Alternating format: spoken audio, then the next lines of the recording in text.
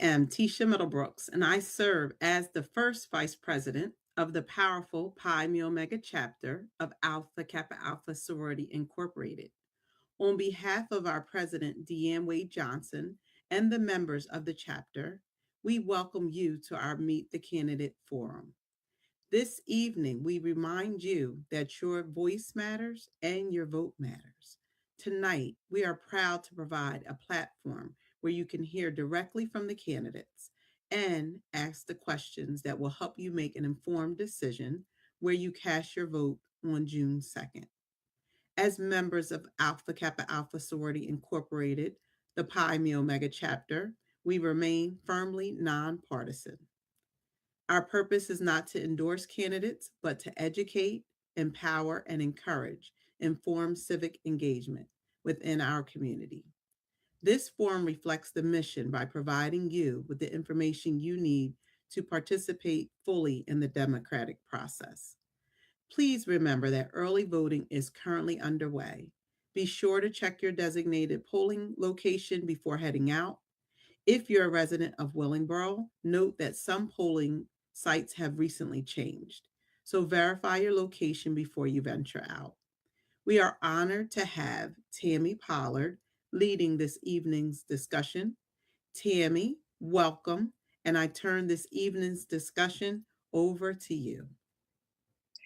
Thank you, Vice President Tisha, and thank you to the listening audience. Good evening and welcome to our 2026 primary candidate panel discussion.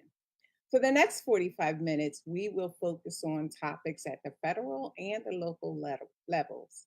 I will pose questions, a variety of them, to each of the candidates. However, given the timeline, they will only have approximately 2 minutes to respond. I am going to ask our listening audience to please submit any questions that they may have by chat, and we will get to those questions as quickly as possible. So let's go ahead and meet our candidates. Let's welcome our 2026 candidates. Today we have Michael Missouri, who is the independent U.S. State Senate American Supreme Order. Damon Geldo, who is the Republican U.S. House of Representative candidate. Herb Conaway, Democrat incumbent U.S. House of Representatives. Randy Brolo, Democrat, Burlington County Board of Commissioners.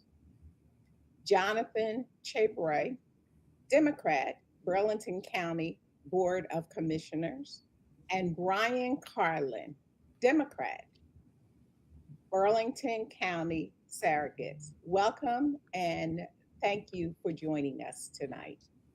We're going to go ahead and jump right into this discussion, and we're going to lead off with Damon. And my first question goes to you, and it is on economic stability.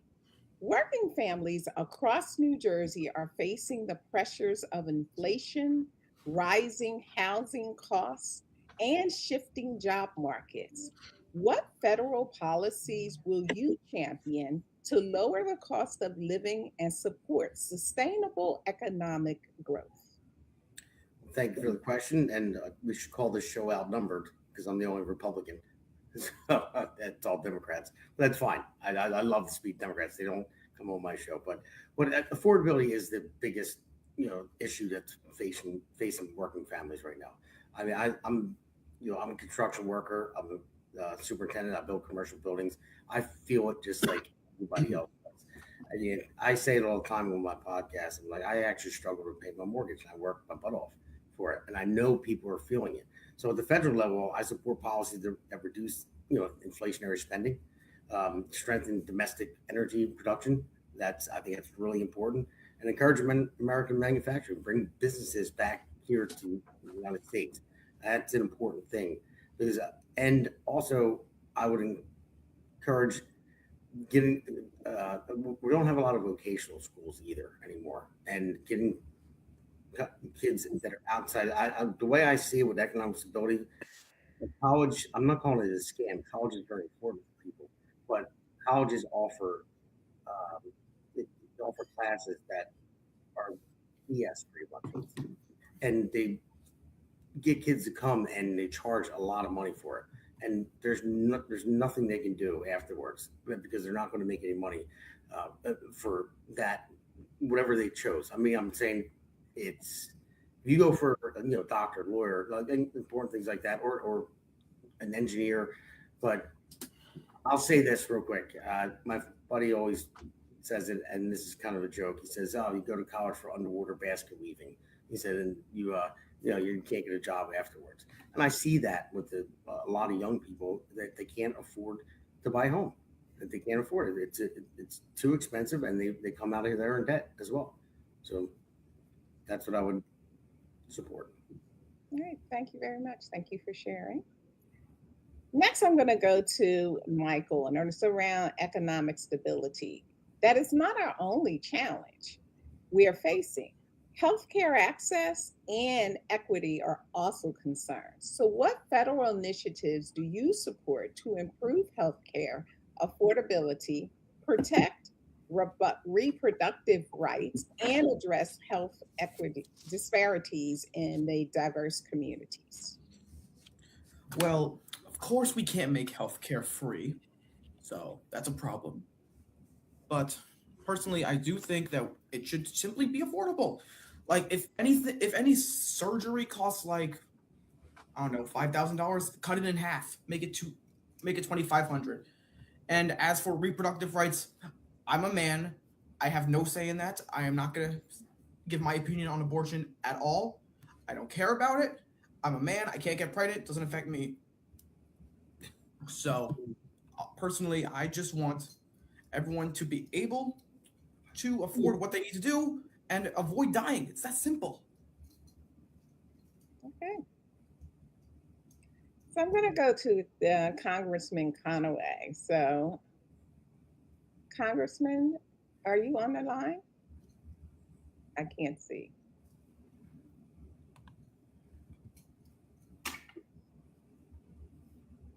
All right, I'm going to move past that question. So I'm going to throw out a question. This is going back at Michael and Damon. How do you plan to collaborate with both the county and municipal leaders to ensure federal legislation directly addresses local needs like education, funding, public safety, and infrastructure?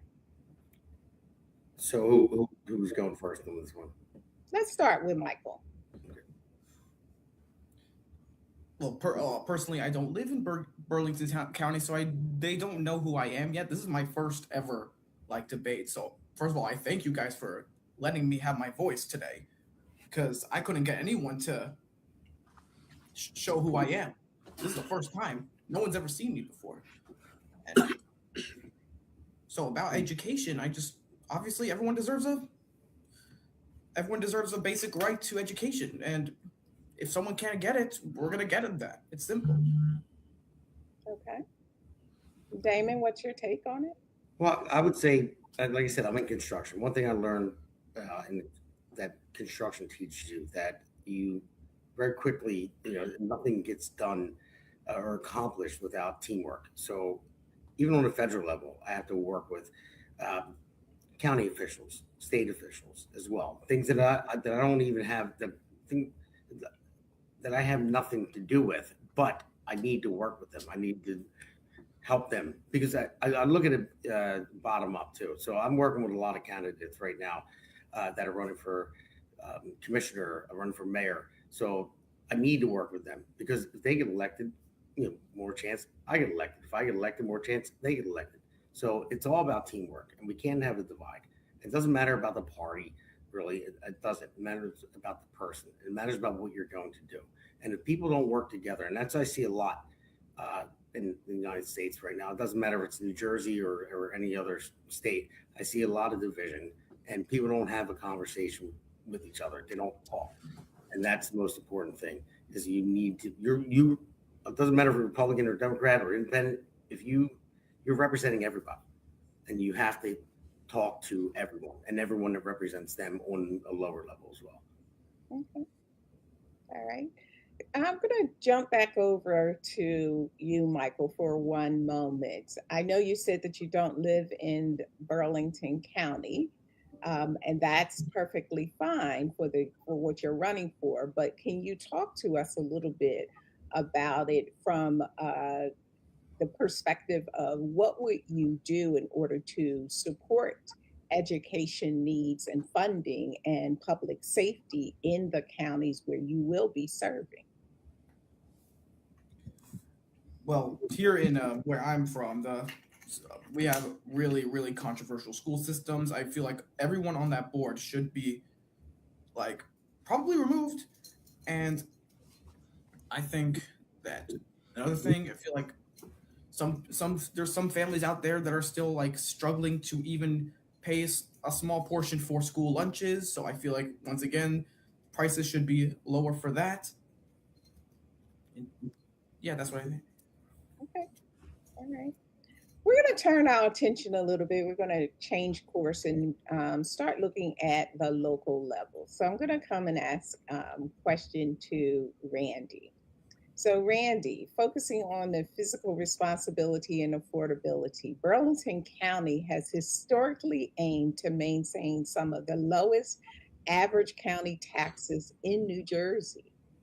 We know that balancing a $281 million budget requires some tough decisions and tough choices. What are your specific priorities for maintaining affordability while ensuring essential county services are fully refunded?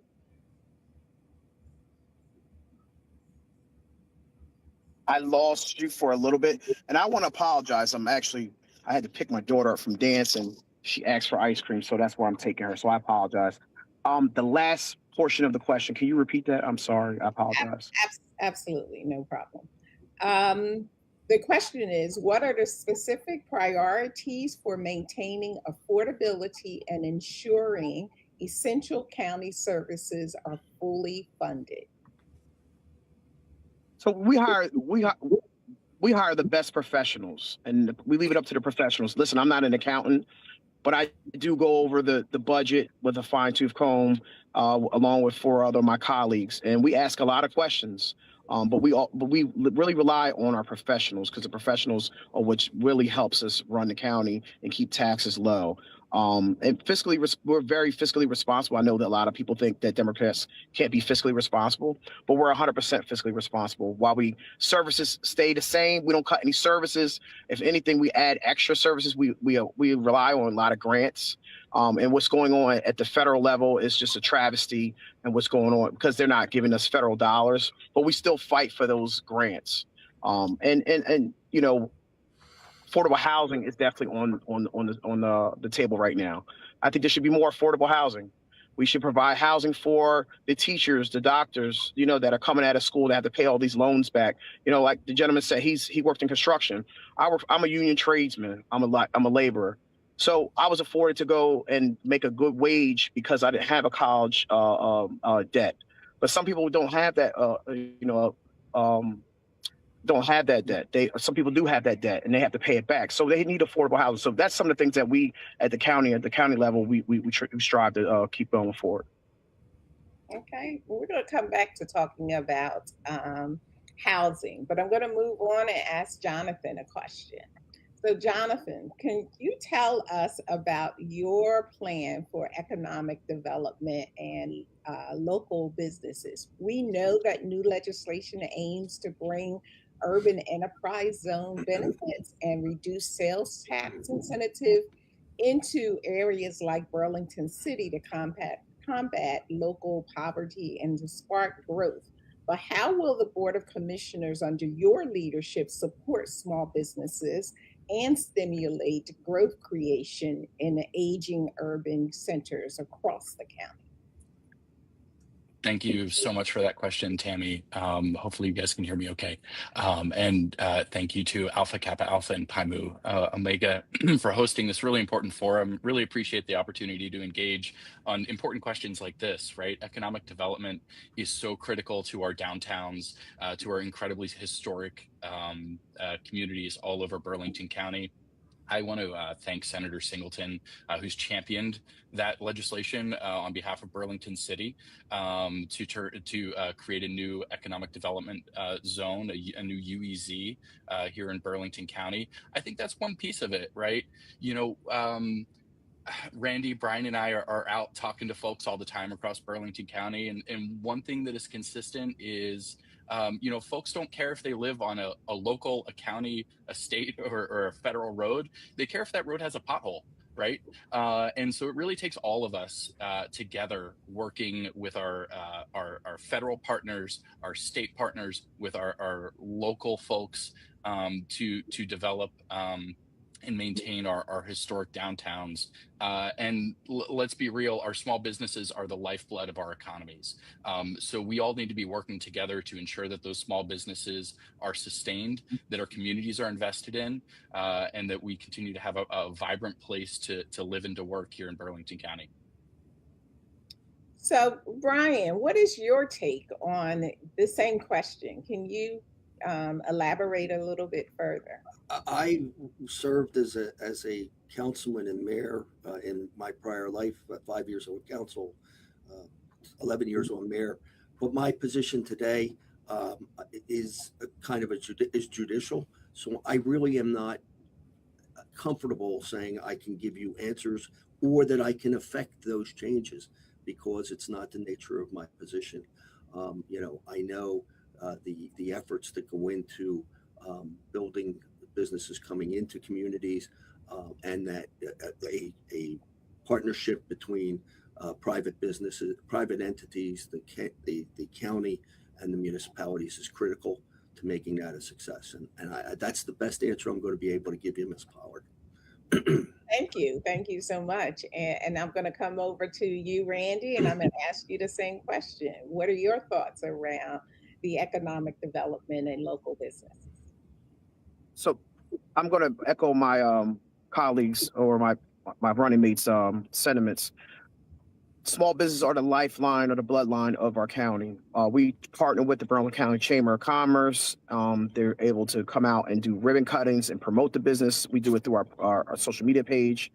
You know, the UEZ zone that's going to be happening in Burlington City is going to be a game changer. It happened, you know, it sparked. We did it in, I think, in Mount Holly in LD 8 years ago, and it sparked growth. Now, our downtown in Mount Holly looks totally different than it did before it became a UEZ loan. So I think, you know, I'd like to thank Senator Singleton as well for pushing that legislation. Okay, thank you. So, Brian, I'm coming back over to you. Okay. I would like to hear your take on digital modernization and remote services. I know that you are running for the Burlington County Surrogate, and in recent years, modernizing court filings and record keeping has become essential for efficiency. But what's your vision for balancing the digital advancement, you know, things like e-filing systems, updating court rules, and virtual consultations? How will you maintain personalized and empathetic approach and secure face-to-face services for residents who may not be tech savvy? Thank you. First off, thank you to Alpha Kappa, Alpha Sorority, and the Pi Mu Omega chapter for the invitation to be here. Digital modernization and remote services, you know, tend to increase efficiency, but they do so at the expense of that personal touch. And the surrogate's office is one where people come to us where they're vulnerable. They're kind of thrust into situations where they have never been before. They hear terms like executorships or renunciations, things like that.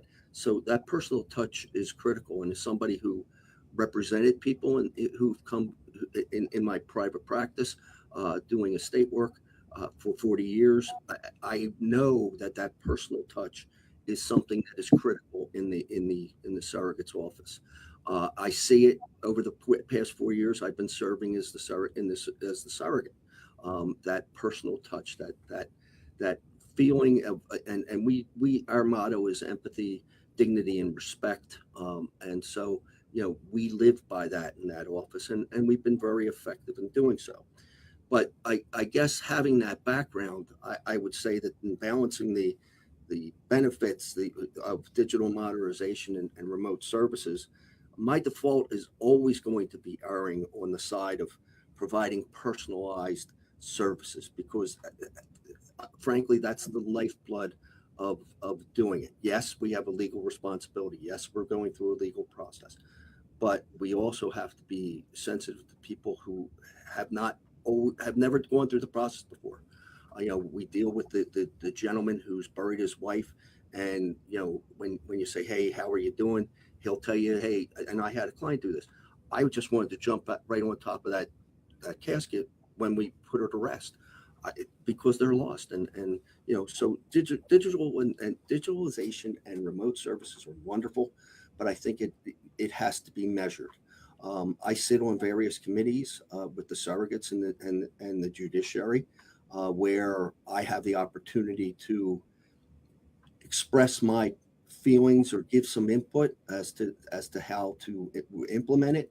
We're talking about going to e-filings through the e-court system, but there are many stakeholders who are involved, and that communication and being able to get on the ground floor of that in the early part at least gets to have my background experience and my tendency towards the personalization to try to maintain that as we start to implement those type of things.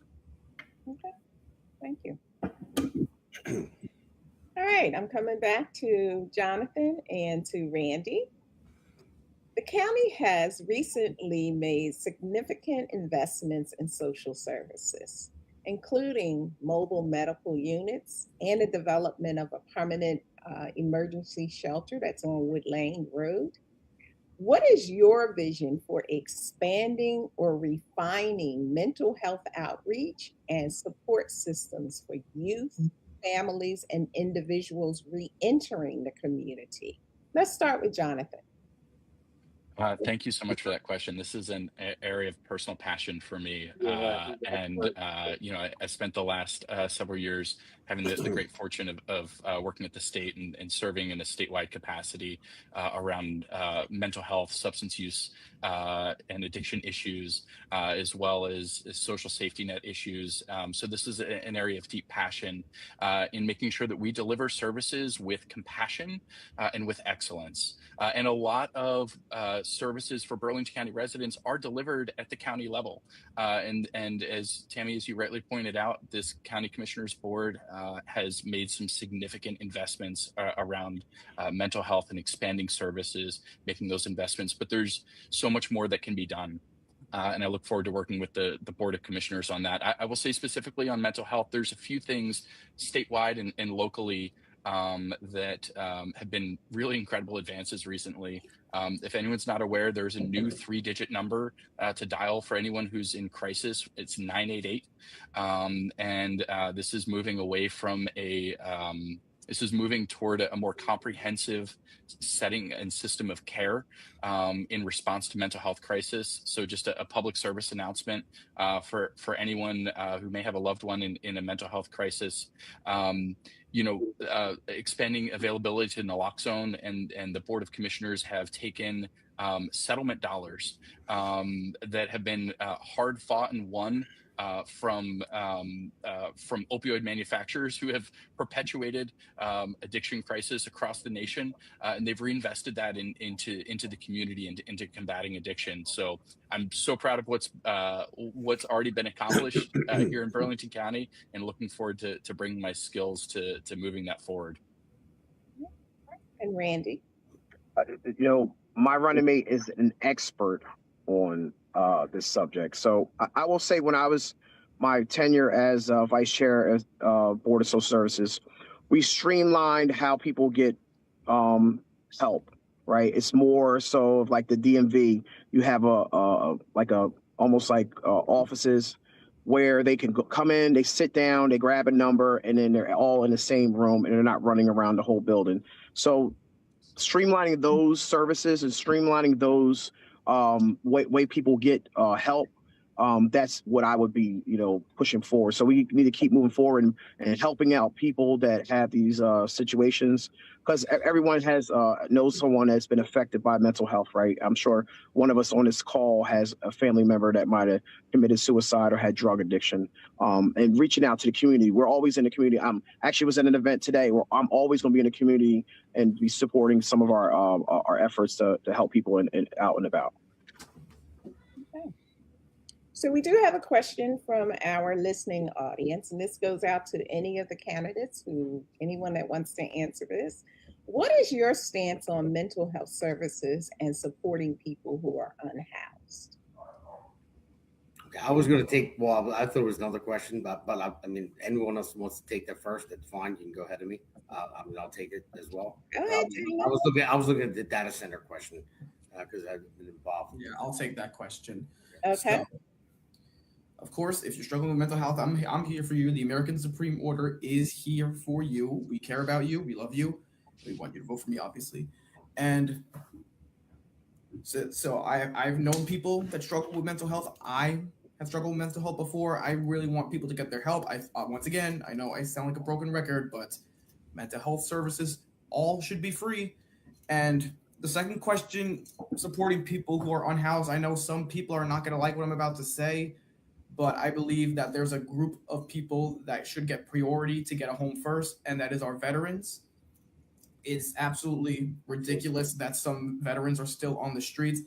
In my town right now, they're building a veterans village from tunnels to towers. I love that organization so much. I think everyone should support that organization, and we should get every single homeless veteran off the street and into an affordable home.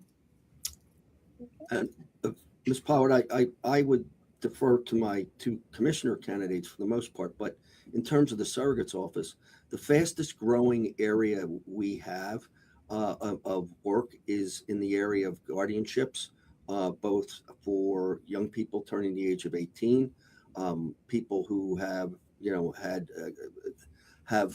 disabilities over the course of time. Obviously, mental health is a big component of that. There are systems in place. The Burlington County Board of Social Services, the Office of Aging are very proactive in getting applications for guardianships, more importantly, temporary guardianships, to take care of those individuals who are unhoused or vulnerable because of their conditions and a danger to themselves and maybe others, or to become victims of designing people.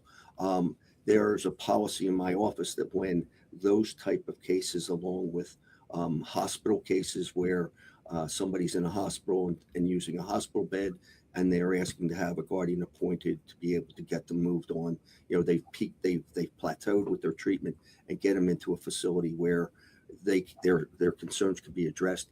We always prioritize them in how we push them through the system.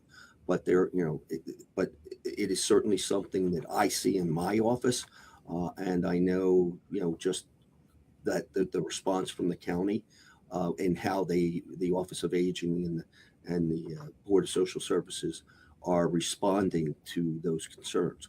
Obviously, that's a small portion of it, and there are other parts of the government that can provide assistance. And as I said, I defer to John and Randy on them as far as those things are concerned. If you guys want to go, I'll go last. I want to touch on this as well, and then go into another thing. So I feel like I addressed some of this, so I'll be very brief to just say, when we are putting money into mental health treatment, into prevention, and into making people more productive versions of themselves, this benefits not just that individual, but their family. This benefits their community. This benefits society. This is money that is incredibly well spent, not just from a a moral perspective, but also from an economic perspective, from a societal perspective, and I think that this is an area where we can continue to make really smart and strategic investments that will pay dividends. Randy or Damon? Okay, I'll go. So mental health and all this, it is very important to me. I can say this because my wife gave me permission. She deals with bipolar disorder, so I know that how important it is to her to talk about this. And plus, her brother, my brother-in-law, is severely autistic, and he lives in a home. He doesn't speak, so yeah, I support all that, all the funding for it, and I just. So that is a very important thing to me. I will. I can't tell you what I'm going to do about it yet. I don't know what we can do on a federal level to it, to pass legislation. But I would like to try to get Billy Cray laws passed. Billy Cray law is that Martha Cray, her son, he was killed and he was in a home, and there was no cameras, so nobody knows what happened. And I know. Senator Ed Durr at the time tried to push it through. It didn't happen, but I think it's very important. It's very important to my wife. It's very important to my mother-in-law, and my father-in-law, who unfortunately passed recently. But yeah, it's very important to me. And I wanted to. I didn't want to. I didn't know if I don't want to change the subject, but I saw about the data centers there. Someone asked about that.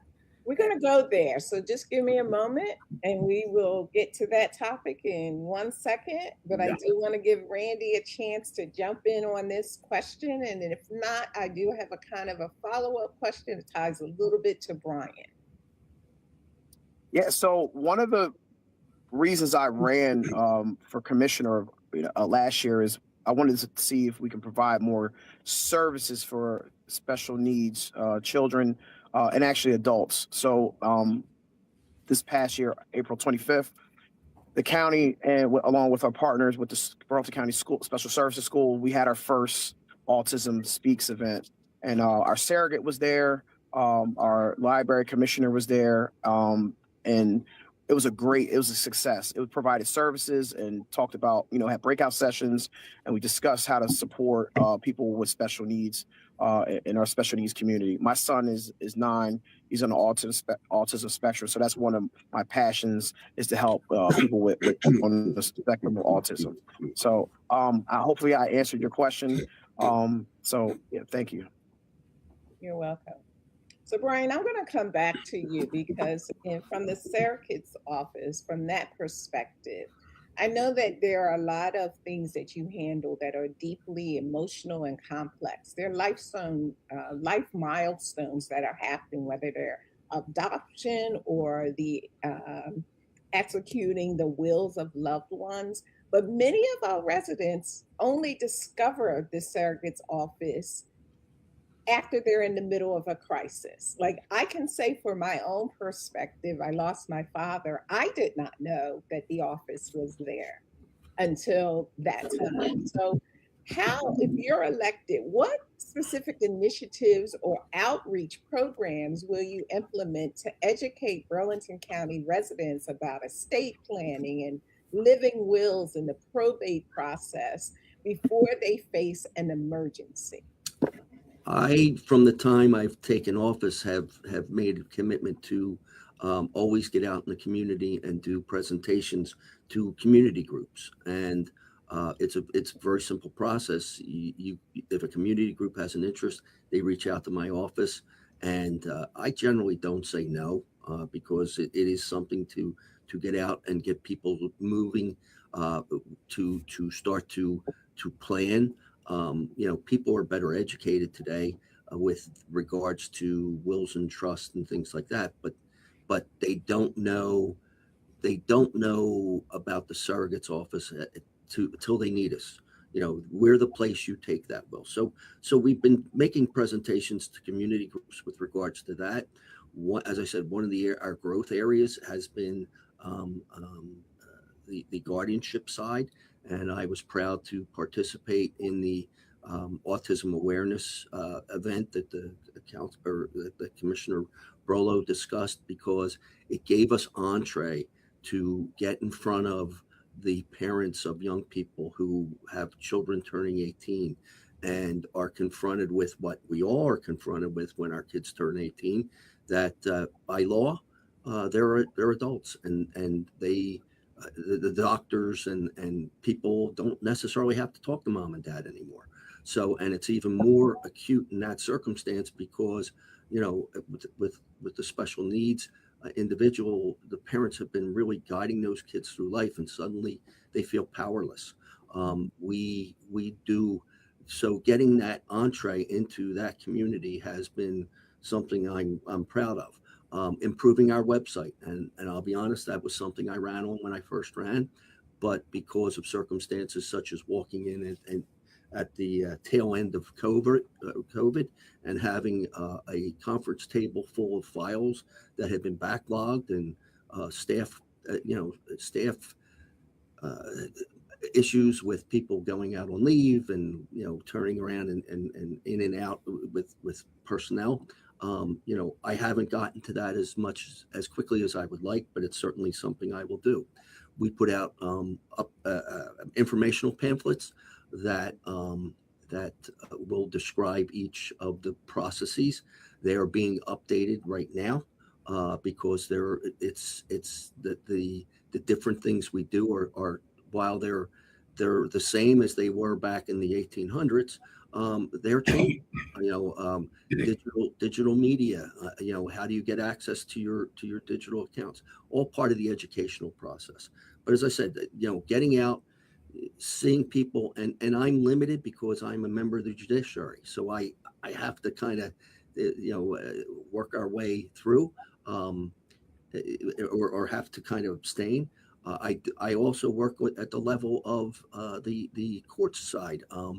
In that I am an active or a regular presenter for CLE courses for attorneys. I participated in a guardianship. I have now participated 3 times in a guardianship program for South Jersey Legal Services that recruits attorneys to help represent people who are going through guardianship. So, and then the last thing is trying to, and we're very vigilant when people come in, particularly pro se's for guardianships, to point them towards the resources that are available through the e-courts system. That's the AOC has a guardianship page that kind of gives you a guideline that you can at least get it filed with us, and then we'll help you work your way through if there's deficiencies. I just want to say, I wish I would have known you a couple years ago. My wife had to go through that guardianship with her brother. And you have my sympathy about that, but you did the right thing to help protect her interest. All right, so let's jump into the question from the audience. There's a concern about data centers. We hear a lot about the data centers and the number of data centers that are popping up all across the country and their safety. Tell me, from your perspective, how would you address the growing number of data centers in communities, specifically in communities that are already having their own issues? How do you address that, and how would you go about it? Let's start with Damon. Thank you for that question. I was kind of chomping at the bit about that one because I went to a bunch of planning meetings in Monroe Township, and they're trying to build a data center there. I know they just built one in Vineland. I gotta say, first off, the data centers, they're necessary. AI is the future, and we have to beat China out of it and all that. So we're not stopping it, but we have to stop it where these centers are going to go. I mean, in Monroe Township, they're planning to put it in the Pinelands. And when I went to the planning meeting, I looked at the drawings, and they said that they're not going to take from well water but it was a lie. They want to take the well water because it's at 50 degrees when they pull it out, and they don't have to pay for a cooling system because they have to cool down the units. So you don't put it in a protected area like the Pinelands. I know they have to happen. They are in the future, but there's a lot of farms in Monroe Township, so it's called coning. If you draw all that well water out, then the farms rely on it. It'll drop the aquifer down lower, and it will shift where wells are as well. So I'm for them, but because I know it's the future, but they can't put them in certain areas, and it's $1 trillion industry. So I'm sorry, pay for a coin system, take domestic water, so that's what it is. So, that's why I wanted to talk about this, because it's very important with a lot of people that live in Monroe Township, and I know a lot of people in Vineland as well. They are upset with the one that they put there. It just be responsible with it, because you look at the Nvidia and all these different big stocks and companies that make all the microchips and all that stuff. They're making tons of money, and that's fine. I'm good with capitalism. I absolutely am. But you're not going to. I'm going to throw a data center in the Pinelands that's protected.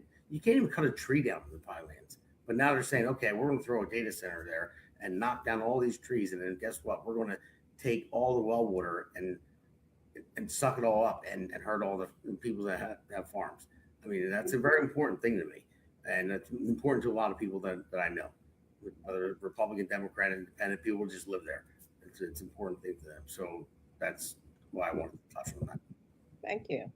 Anyone else want to share their thoughts around the data centers and how they would protect the different counties from data centers coming in where they should not be?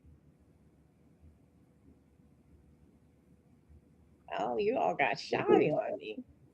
Well, I'll say, Randy, I am muted. I will say a few things.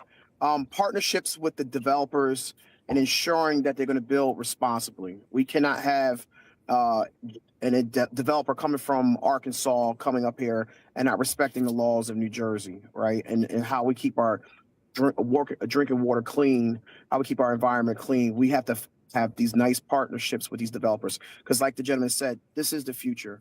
And if a town that's going near bankrupt and they want to put a data center there and they're going to add $4 billion to their GDP, so we have to, have partnerships, and it can help out, balance budgets. Maybe that town needs a new fire truck. Guess what? Now they're going to get a fire truck because they have a data center, because it's going to be paying there, and it's going to be good construction jobs, and it's also going to be jobs available for after they're built. So you have to have the balance, and that's what good government's all about. Okay. We're using a data center right now as we're having this meeting. Let's believe it or not. So exactly. I want to build it myself. I'm a union carpenter, superintendent. I want to build it, but I just don't want to build it in that area where it's going to hurt people.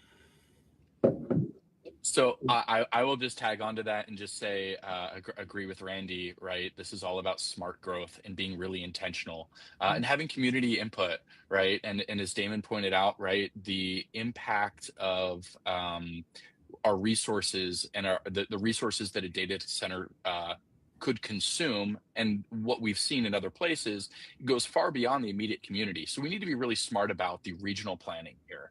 I want to commend Governor Sherrill, who announced yesterday some new reforms that would ensure that, as Randy pointed out, that where data centers are being built, that they'll be built with good local jobs that are meeting prevailing wage, that we're supporting our local workforce with that, and that also require extra transparency. And that's really what this comes down to, right? This comes down to concerns about noise.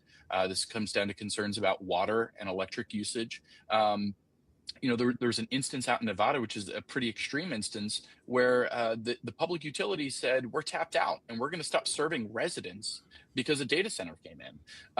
And so we need to be really, really thoughtful about this and really smart while leaning into this technology and while making sure that we're capturing these jobs. It's a balance like everything else. And we also need to make sure that, as Randy pointed out, these folks are in it for the long haul, that we're not going to have data centers popping up for this, $1 trillion industry. And then in a couple of years, if a bubble bursts, that they're out and they're abandoning that community. So there's a lot of considerations that come into this, and I really appreciate this thoughtful conversation around it, because it really does take a measured approach. Thank you.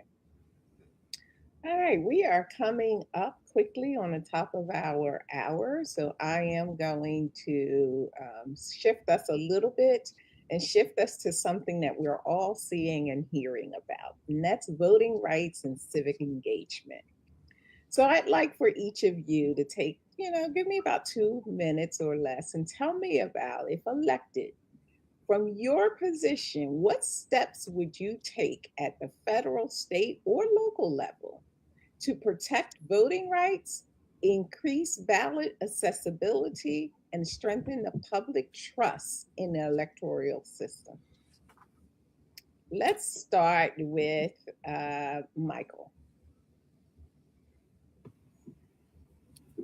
All right. So voting rights, I don't think they should ever be taken away, and you should vote for whoever you want, and I'm very sure that there are no rigged elections in New Jersey. So just vote for me, and simple.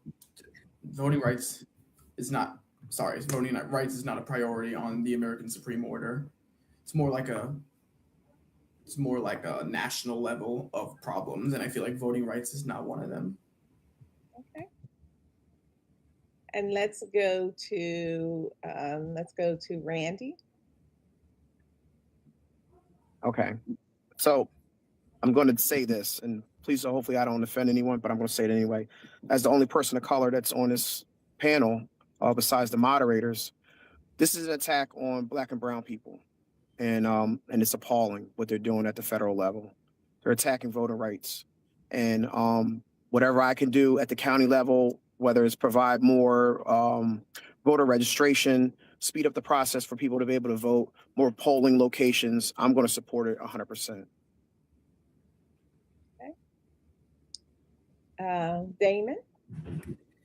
Well, Randy, I disagree with you about an attack on Black and brown people for that reason. It's not a debate, but go ahead and say your piece, though. I'm saying I just disagree with you because I believe in passing the SAVE Act. Democrats and Republicans alike want to pass the SAVE Act. They think that people should have to show voter ID. So if voter ID is attacking Black and brown people, that makes no sense. So Black and brown people can't get ID. I think they can. I think they're smart enough to do so. I don't think they're, I don't look down on any of them like that at all. And hearing you speak tonight, I know you're damn smart enough to do it, to get voter ID.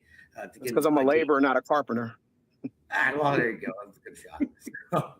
But no, you're driving right now. So you have your license. And where do you register to vote? In motor vehicles. So, and then one big thing is we're a sanctuary state as well. And we have 900,000 illegal immigrants in the state, and our state taxes, what we pay in state taxes, we pay $7.3 billion out of our state taxes for illegal immigrants. Now, I'm not saying they're all bad or anything like that. I'm just saying it costs us money. So, but where do they register to vote? Our state gives them licenses, and they'll give them IDs, and then you register to vote there, and then they can vote. So I don't think it's an attack on Black and brown people at all. People that live here that are citizens, they know how to get an ID. So I don't agree with that statement at all. I think we need to have voter ID. I think it's very important because you want to know who's voting for who. My sister just to test it out the last election, and she went and she would sign her name all the time, and they would have her signature from before. She went and just signed an X, and they let her vote. So how does that happen? I mean, they looked at her signature beforehand from the years before, and then she signed an X. She just wanted to try it, and they let her go vote. So yes, I think there's a lot of things that we need to do with voter protection. I'm part of the voter integrity. A friend of mine is, and I talk to them all the time about this stuff, and they found so many things.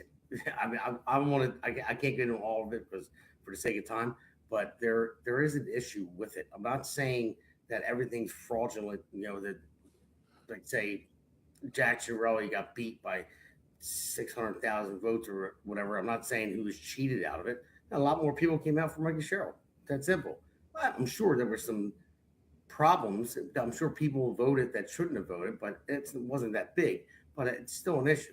As everyone should show an ID to vote. I got to show an ID when I get a pack of cigarettes. I got to show an ID when I buy alcohol. I got to show an ID for when I get on the plane. I got to show an ID for everything. So why not show an ID for voting? Right.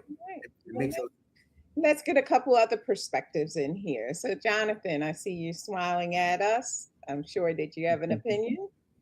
Yeah, and I really don't want to get into a back and forth on this. I don't. I want to just say respectfully, Damon, disagree with a lot of what you said. I think the right to vote is sacred.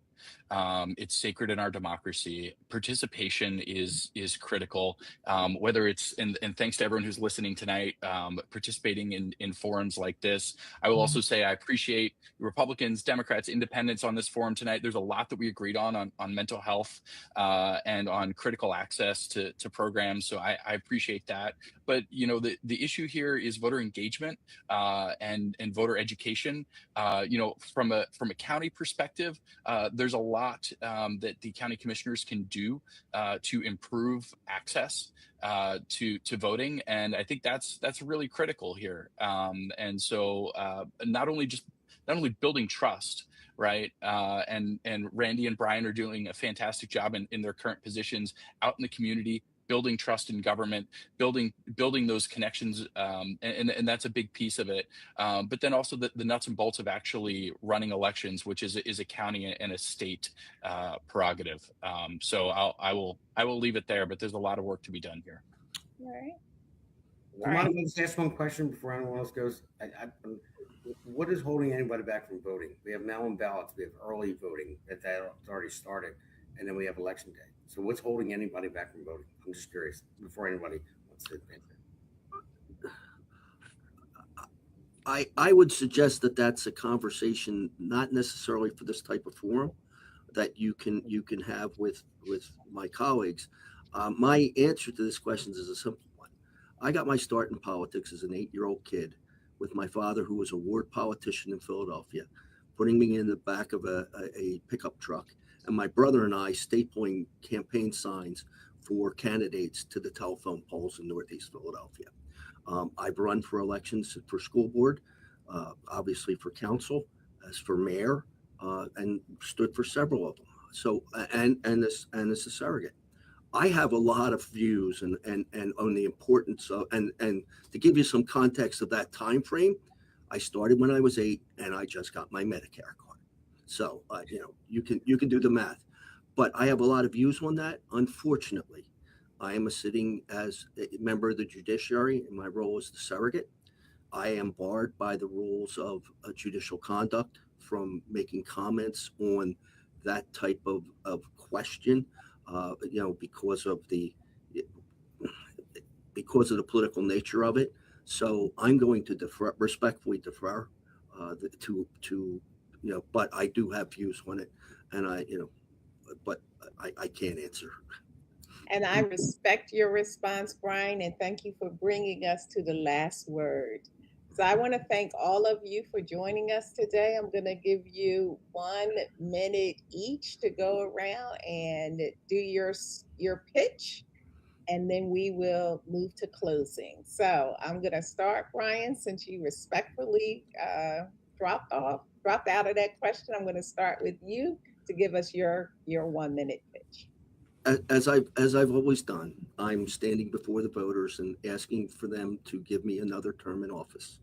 And I do so based upon asking you to look at my experience and background. 40 years as a practicing attorney, a large part of that being involved in the probate practice. I wrote wills, and none of them have ever been rejected by surrogates courts or registered wills.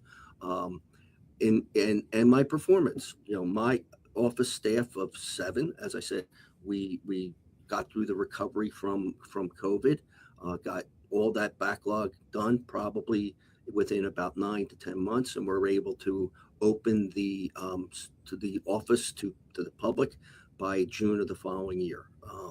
That's a quick time frame, but more importantly, we open 3,500 cases, about 3,500 cases a year. We have entered about 8,000 or 7,000, 7,500 orders a year. So I stand on my record. I stand shoulder to shoulder with the staff of 9 that I have, and ask you to look at the work, and hopefully you will find that you would like to invite me back for another. Thank you. Jonathan, 1 minute or less.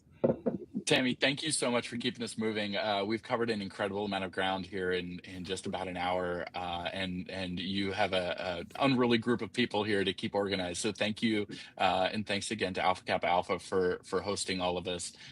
These conversations are so important, and really pleased to be a part of it. You know, I bring.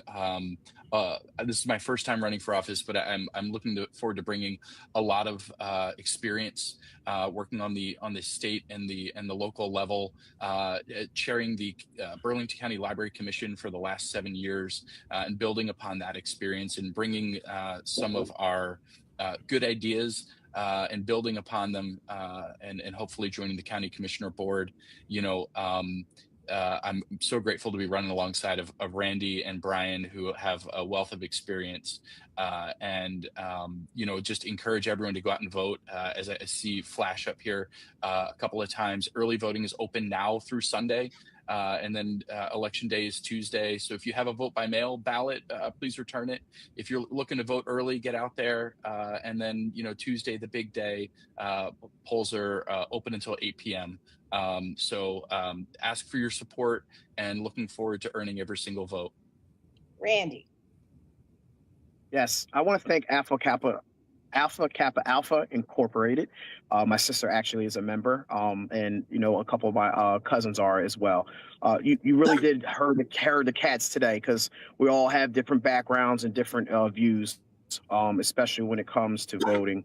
I'm going to continue my tenure as a county commissioner and keep doing what I've been doing, is being a part of the community, come up with new ways and new ideas to be a part of the community, support our local businesses, support our people with special needs, support affordable housing, and support our people that are coming to the county, because we have the lowest, I don't know if you know this, you probably did mention it, we have the lowest taxes countywide in the state of New Jersey. So we're going to continue to keep that. While services are going up, you know, our taxes are going to remain stable. So thank you everybody for showing up tonight. You're welcome. Damon. Well, first off, thank you very much for having me tonight. And tonight wasn't just about politics. It's about the future of our communities, and whether everyday people feel represented by their government. And that's the most important thing. And I appreciate you guys going back and forth. Like I said, I'm the only Republican on the panel. I used to be a Democrat myself, and I switched parties back in the day, because I stated that I didn't leave the Democrat Party. They left me. But I'm not a career politician. I'm a husband, I'm a father, construction worker. I mean, whether we agree on every issue or not, I believe that we can still work together to improve affordability, strengthen our communities, and support economic opportunity, and restore trust in public leadership. I think it's very important. So I do wish you guys luck. It's not about the party, it's about the person. Yes, I am a Republican, and I have conservative values and views, 100%. But this was great. It was great to have a conversation with you, because I'll tell you one thing, and I always look at Democrats now.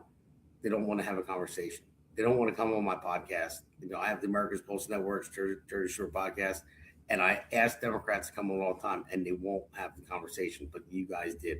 So I love it. Thank you. And Michael, your last word. I want to say thank you for having the opportunity to speak for the very first time today. And I know there's a lot of senators out there that are just dirty, money-hungry liars.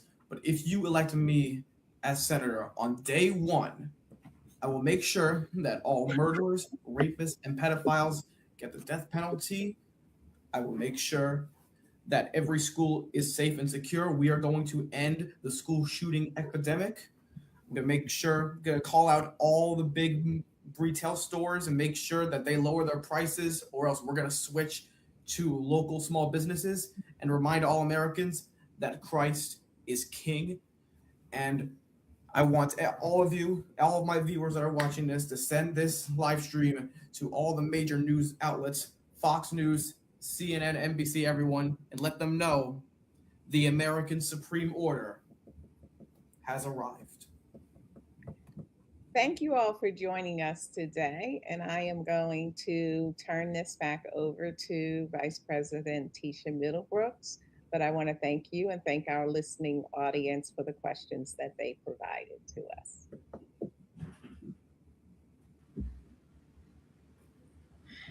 I would like to thank all of our candidates for taking the time to share your platforms with us this evening. We wish each of you continued success throughout your campaign.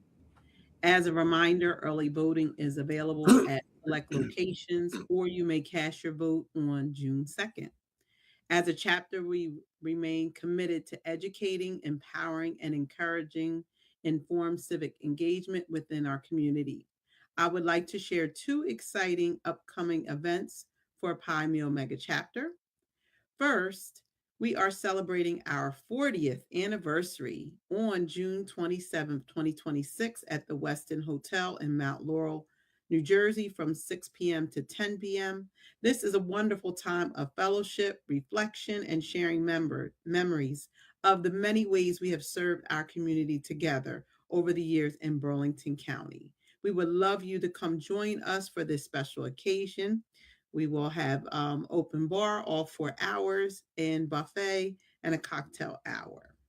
We also would like you to save the date for our cabaret homecoming edition, which will be held in Morristown, New Jersey on Friday, October 2nd from 6 p.m. to 10 p.m.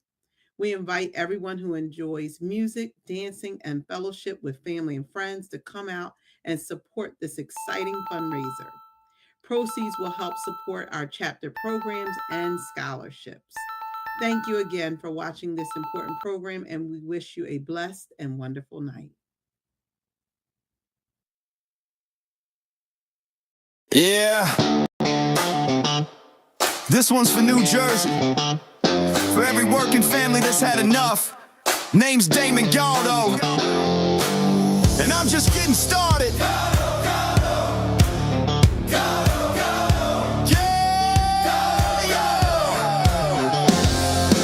Job site dust to the streets of the shore. Steel-toed boots, yeah, I know what I'm working for. Middle class hurting, every bill going up. While suits in DC say, man, just trust us. I'm a builder by trade, put my sweat in the ground. Now I'm building up hope for my hometown. Jersey's my home, blue collar sold. I don't make excuses, I get it done, that's all I know. I felt the pressure, I've lived that grind, trying to give your kids a better life. I won't forget where I came from, man, cause I'm built by work. I'm built by working hands, fighting for working families. Not a career man who forgot what hard work means. They talk real big, but nothing ever changes. While Jersey keeps drowning in the same old pain, I'll build a future strong for our kids in this land. I'm Damon Galdo, built by working hands. Yeah. Donald Norcross been there year after year. Same old story while the struggle's still here. Claims he's for workers, but look around town. Rent sky high, grocery bills breaking us down. Where's the relief for the middle class grind? Cause all I see is folks falling behind. I ain't got decades in some DC chair. I got skin in the game, cause my family's here.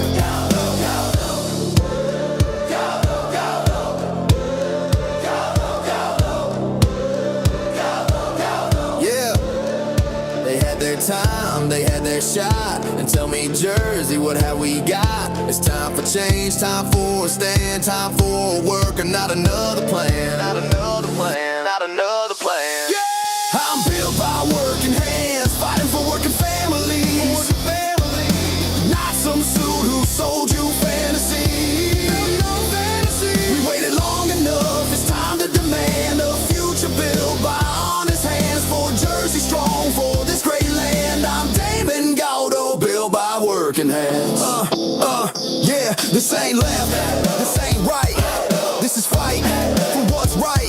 For every mom working double shifts, every dad praying they don't miss. I'm running for my kids, running for yours, for a state that deserves so much more. Not talk, that's the plan. Let's build it back with a working man. For our children's dreams, for a better way. I'll fight for Jersey every day. No empty words, I'll I'll take the stand, cause I'm built by work. Yeah, I'm built by working hands, fighting for working families. While the old guard keeps playing the same old game. But we're done with waiting, done with excuses. It's time for a man who knows how to do this. I'm build a future strong for our kids in this land. I'm Damon Galdo, built by working hands. New Jersey 1st District. If you're tired of the talk and ready for work, walk with me. Galdo, Galdo. Galdo, Galdo. Galdo, Galdo. Make the crowd chant with no music.